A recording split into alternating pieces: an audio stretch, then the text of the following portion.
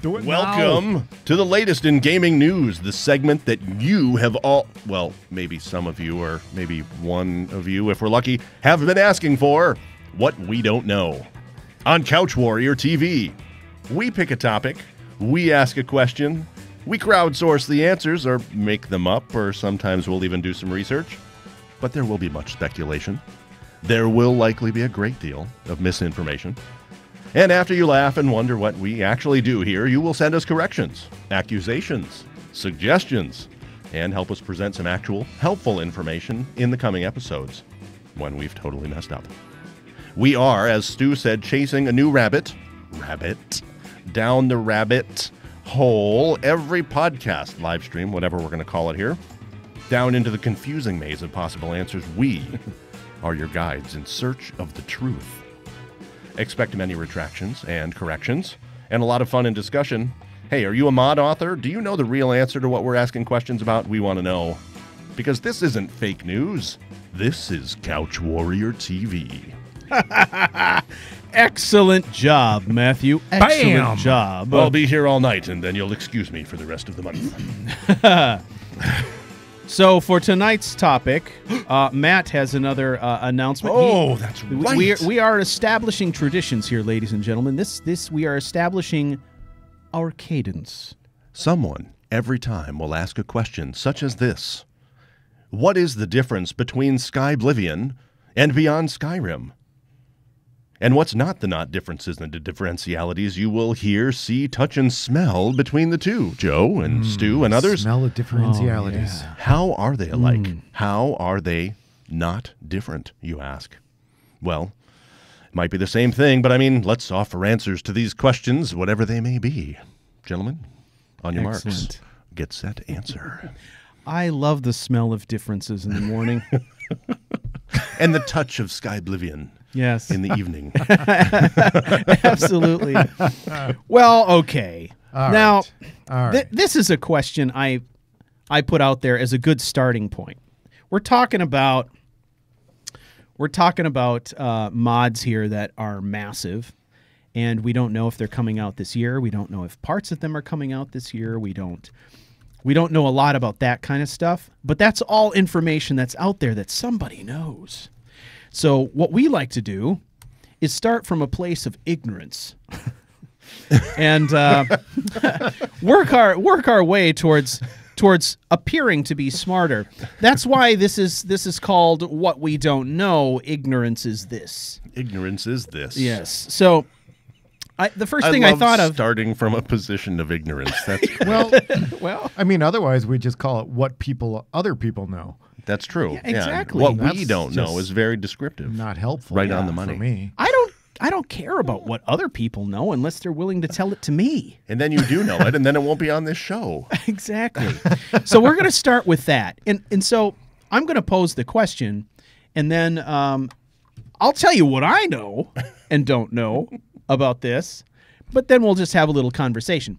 And these are meant to be short episodes, and the idea is we're going to talk a little bit about the topic, and then we're going to end the session with what our next question down the line is going to be. And then we're going to come back in 2 weeks with a little bit more information on that. And we're also going to take all the replies that we get from you guys, all the feedback we get from you guys, and we're going to include that into our report next week. So we have to do a report. Every Like 2 a book weeks, report? it's going to get a little bit better, we hope. Yay, Okay? better's good. All right. I'm not writing a book Now, report. Here's the thing. Now, do we get dumbasses hats? We could definitely make those, okay? I can make that happen. All right?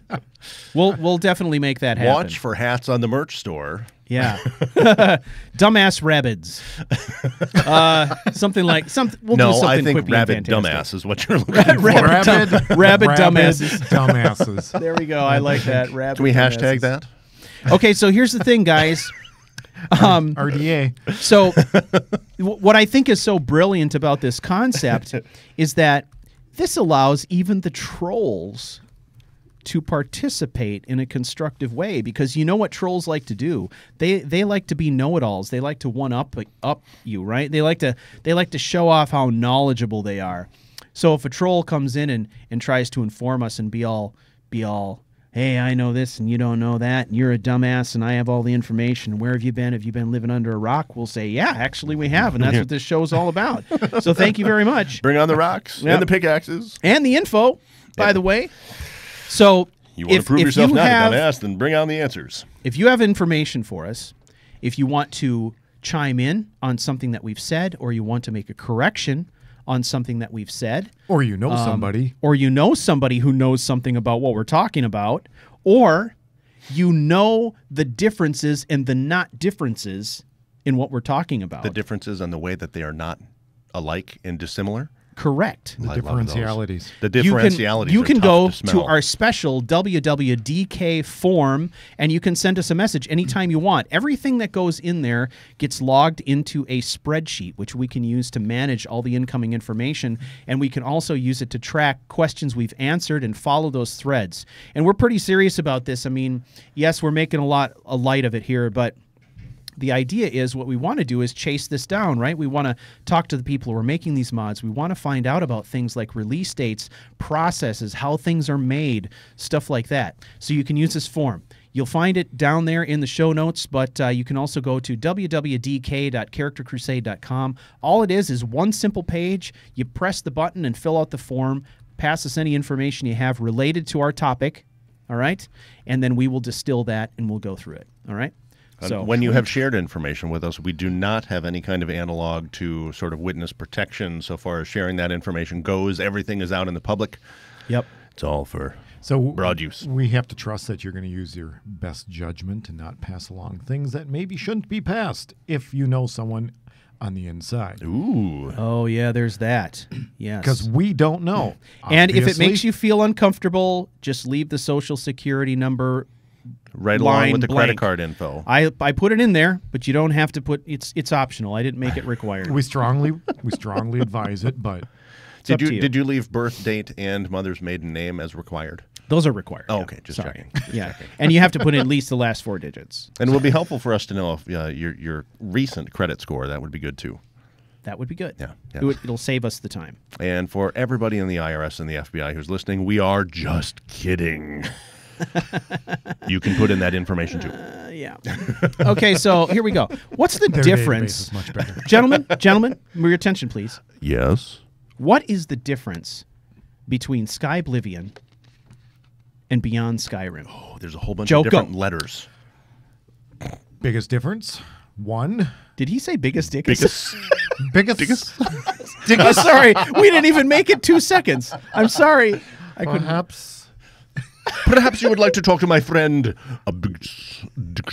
Does anyone else feel a little giggle when I mention my friend's name?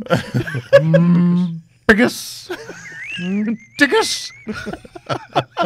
What was his wife's name? Incontinentia buttocks or something. Seriously? Yeah. Oh, Yeah. Good grief. Oh, my word. Put the gun down. Well, besides development teams, I would probably say that one of the biggest difference is time frame. Oh, what do you mean? Why are you saying time that? frame? Time frame because, well, insofar as what Beyond Skyrim has released with Bruma, that is in the same period of time as Skyrim, the 4th era. Where I see. You're talking about in terms of lore. In terms of lore. So, insofar as Skyblivion goes, that is the same time period as the original Oblivion game. Gotcha. So that's the direction I know of. All right. I have zero helpful information on any of this, so I love that I don't know anything. I'm starting blank slate as usual. And that's why you're here, to bring that value. That's Matt. great. I'll just stare here, sort of doe-eyed at the both of you. It's addition by subtraction, Matt. Thanks, Joe. Hang on. That's exactly what I'm here for. Okay. Well, that's a really great point. Okay, so Joe makes the point. What we do know is that these are separated in the lore, right? So Skyblivion is basically a recreation of the Oblivion game using the Skyrim engine, right? And that means quests and all, right? As I understand it. Yes. All right. So That game takes place in a different time frame than Skyrim does. Skyrim, of course, being 4th era. What? Oblivion being 3rd? Yes. Oblivion 3rd era? Well, this is of course WWDK, so we say yes, it is 3rd era. And I dare you to challenge me on that. Duh. Because I fucking know. All right. Okay, so that's good. What else do we know? Well, I know on the Skyblivion side, right? We've already gotten Bruma, and there's multiple teams working on different things on Beyond Skyrim. Yep. Beyond Skyrim, we've gotten Bruma, Correct. and that takes place in the same time frame as Skyrim does 4th era. Yes. All right. So they're two very different things. And I know that Skyblivion, I know more about, I guess I know more about Beyond Skyrim than I do Skyblivion. Beyond Skyrim is multiple teams focusing on different geographic regions of Tamriel, and those teams are basically autonomous. Okay. But they have one council that's like overlords, right? Who make sure that everybody's following the rules. Like the Council of Elrond or something like that? Something like that. Okay. Yep. By the way, Ted says, isn't Skyblivion the remaking of Oblivion using the Skyrim game engine? That is correct. Exactly right. That's what we said. Yep. Only I know, but I was trying to... Yeah. I was trying to listen to the man who came into the world with Godzilla. Oh, well, that's true. I'm sorry. Well, That's true. when in doubt, yeah, for sure. When in doubt, repeat and nod. Yes, exactly. I'll do my parade float wave in a few minutes. Right. All right. What else? What else do we know? Anything? What about Skywind?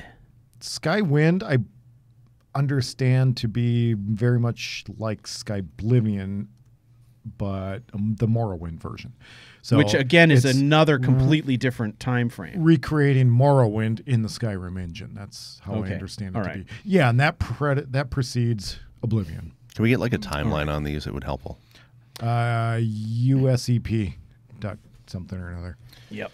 That's US. Okay, let me type in USEP dot something or other. That something or other is a new domain that's being released. Dot something or other. It's a little bit cumbersome. Actually, a lot of but people might use it's that. super powerful. USEP. It's definitely a lot better than like .travel or Just .club do or yeah, you could just do right? like Okay. TES. You just keep going. I'll Just do like jumping on here. TES timeline. USEP.net Yeah, that sounds right. All right. /wiki. Yeah, do that. Well, I'm shocked at how much we actually know. Now, What was the name of this segment? We've totally ruined it. what we with don't- everything you know. What I we know, don't right? know is I actually didn't know that there were all these kind of little separate entities Oh, dealing with yeah, there are. beyond Skyrim. There are. I was thinking it was more of a cohesive group. I mean, it got an overarching umbrella, but I didn't realize that there were autonomous groups within it. Well, this is what I know. I know that there is a group that focused on Bruma, and my guess is there are team members in the Beyond Skyrim group who are focused on more than one region that will work on multiple things at a time. But there is a separate team for Elsewhere. There is a separate team for Black Marsh. There is a separate team that is working on High Rock and Hammerfell. So they're doing all the different provinces too. They state that their ultimate goal is to do all the provinces of Tamriel. That's their ultimate goal. They don't know if they're going to succeed or not, but that's their goal. Because I mean, just in Bruma alone, I mean, they could expand into Cyrodiil, and Right. there's still a lot of that Right. province to deal with. That's true. And it's interesting because what I don't know is if these are broken down geographically just because it makes sense to do that geographically as they're building, or if it's more of a if it's more calculating that if they're saying we need to break this up into chunks we can manage, so let's start with Skyrim and work our way south. So they did Bruma first, and then they've got a Cyrodiil team, right? Yeah, and that province in itself has all the counties So that's kind of subdivided in some kind of logical sense as well. Right. They just chose to start with Bruma. Right. Ted has a question. He does. Do we take questions on this show? I don't know, but it's a really good question. All right, because I was thinking the same thing, but Ted articulated it so well. Let's take it. Let's take it, Ted. Do any of the projects draw from ESO, Elder Scrolls Online, meaning geography rather than time frame? Oh, geography rather than time frame. I don't know. I don't know if they draw in. It's an excellent thing that we don't know. Ted, that qualifies as something we don't know, and we're going to have Matthew note that. This is one of the many things we don't know. Thanks, Ted. You just gave me work. Yeah. Now officially, Matt has suddenly become the scribe of This is not a head nod. This is a head shake. WWDK. No. We are not aware of that, but we are going to dig into it. We'll dig into that a little bit, okay? Excellent question. I also think we are going to have to produce a greatest hits album. I put it out here. Couch Warrior Greatest Hits, The Provinces of Tamriel. A study of Skyrim and pan flute and drums. Oh, I like it. I'm sorry.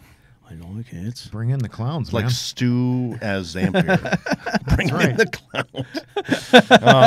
Anyway, yes. Yes. All right, so I'll go fill out the form and ask whether. All right, so we don't know that. We don't know if it draws in any way or how it's related to ESO. I mean, we can understand that it's related to Tamriel. They have the obvious things in common. My gut instinct is no, since ESO is kind of after a lot of these big projects have begun. But you know, that's not to say they couldn't bring in some of it. Yeah, and that's the other thing too. I think maybe what Ted is driving at is are the creators of these things going back and looking at what's been created geographically speaking in ESO and replicating it in their environments, or are they just doing their own thing? Yeah. I don't know. I would think that a person could use ESO as a resource just like you might anything else that's out there.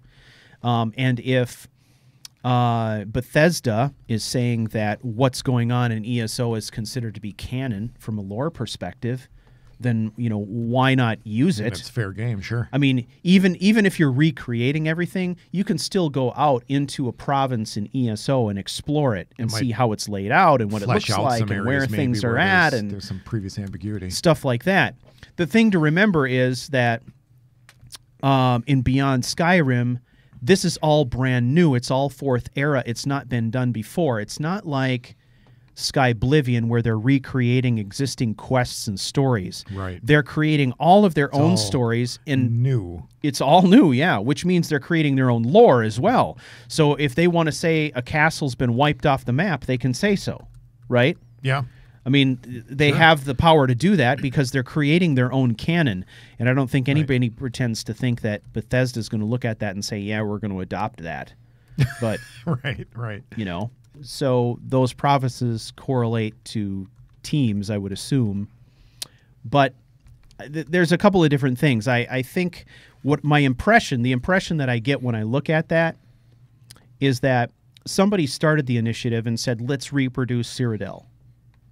And if you're going to reproduce Cyrodiil, naturally it makes sense to start with Bruma because you want people to be able to, exit Skyrim and work their way south, right? Right.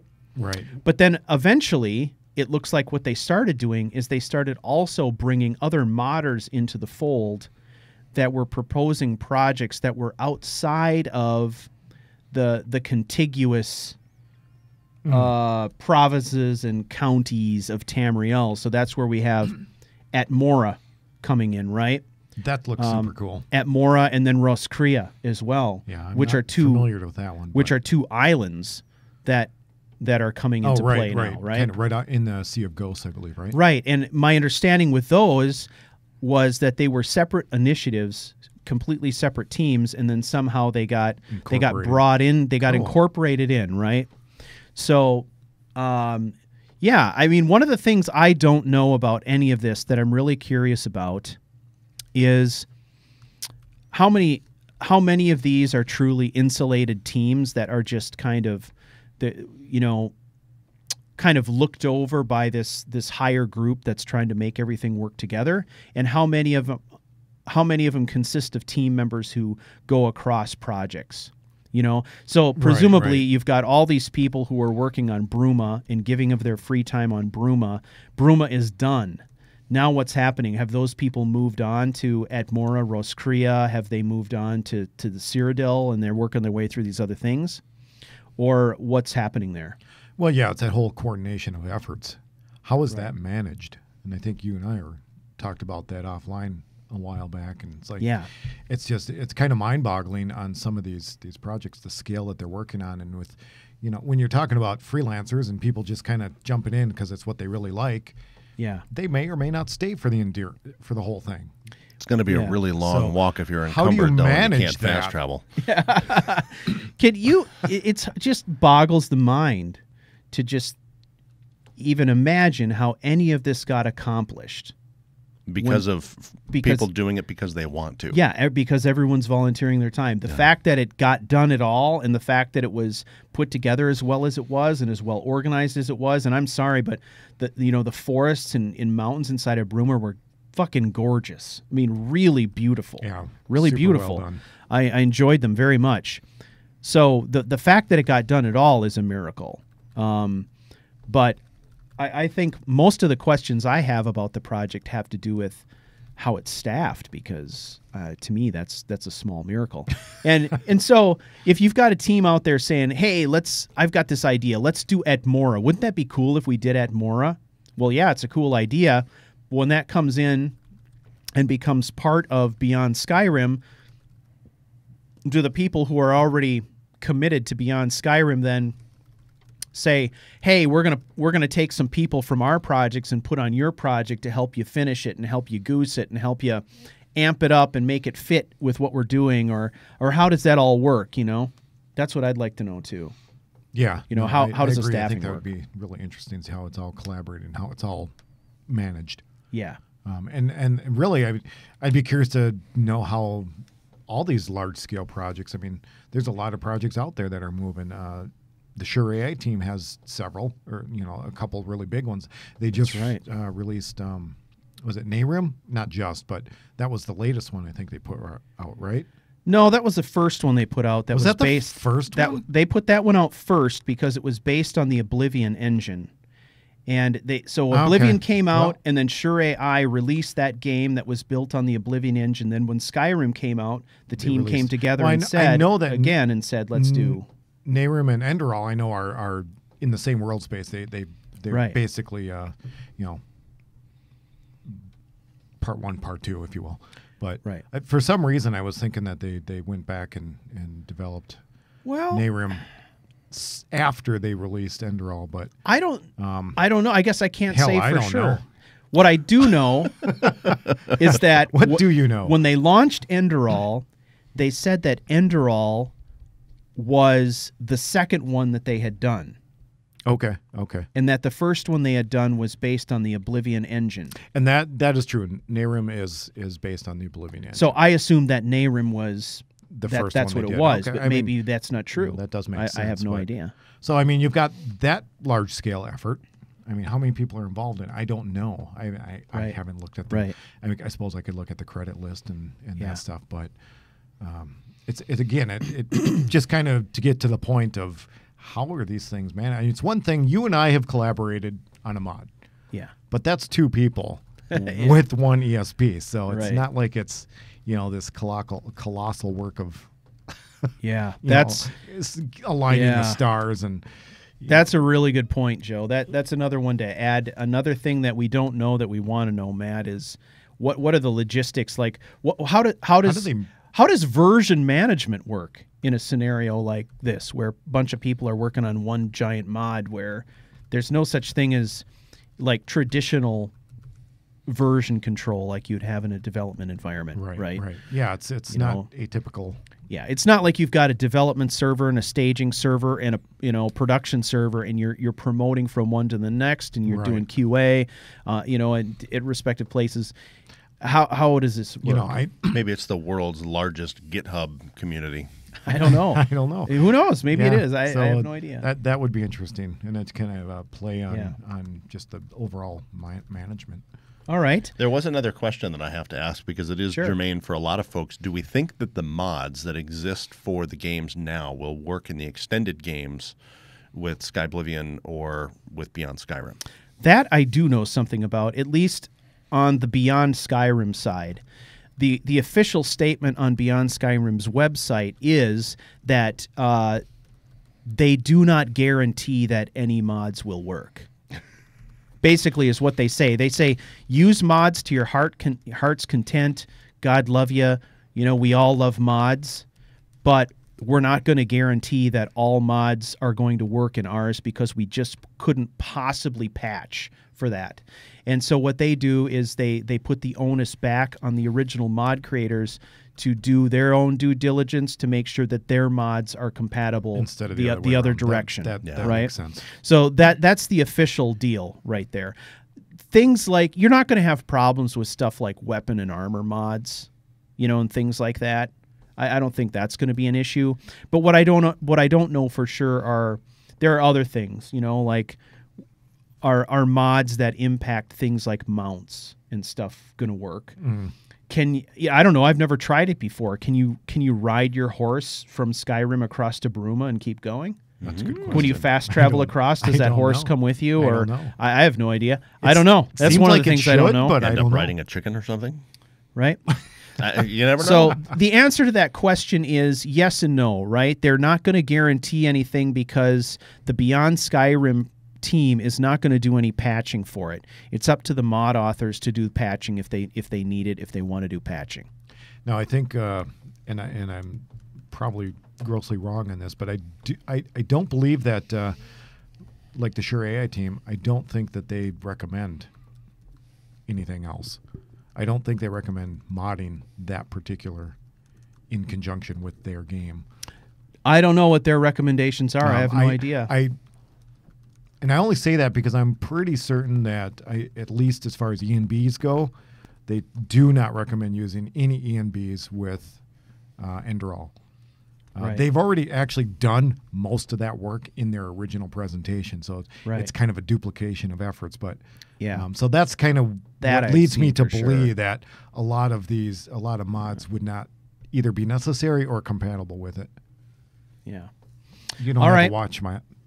I know, but everyone knew what I meant. Nobody's wearing a watch in this place. But yes, I think we are starting to get to our limits. Yeah, we are.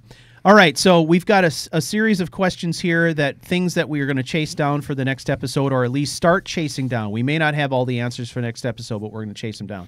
I want to add one more to it. And this is a question I've had for a while, and it relates to what Joe was saying about, you know, what do the teams look like, and what are the development methodologies that they're using here. And that is, are teams like Skyblivion and the Beyond Skyrim, say, Cyrodiil team, are they sharing assets at all? Or do we have... Yeah, is there any kind of collaboration between these? Yeah, are there groups? Collaborations between them, and are there team members that go between them? Because think about it, if you've got two completely separate teams who are working their asses off to basically rebuild Cyrodiil from scratch, that seems like a complete waste, doesn't it? It seems like there would be a lot of things that they could share, but maybe that's not possible. I don't know. So that's one of the things I'd be curious to know too. So let's note that as a good question. All right, let's get that in there. So we've got quite a few questions here that have come up. I don't know how many we got there, Matt. Do you think? Things that we're working on? 5 or 6. About 5 or 6. Okay.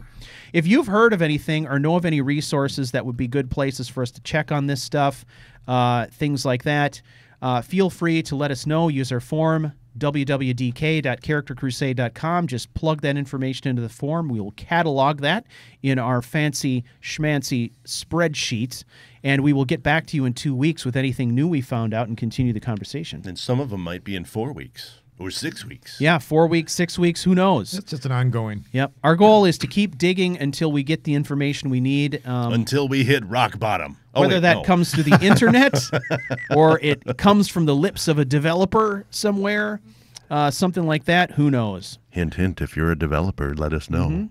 Mm-hmm. Or if Todd Howard's in town and he decides to stop by and have a beer with us some night and answer a whole bunch of questions, that'd be neat. Just open invitation, Todd Howard. Definitely squeeze him in somewhere, I'm sure. Yep, definitely.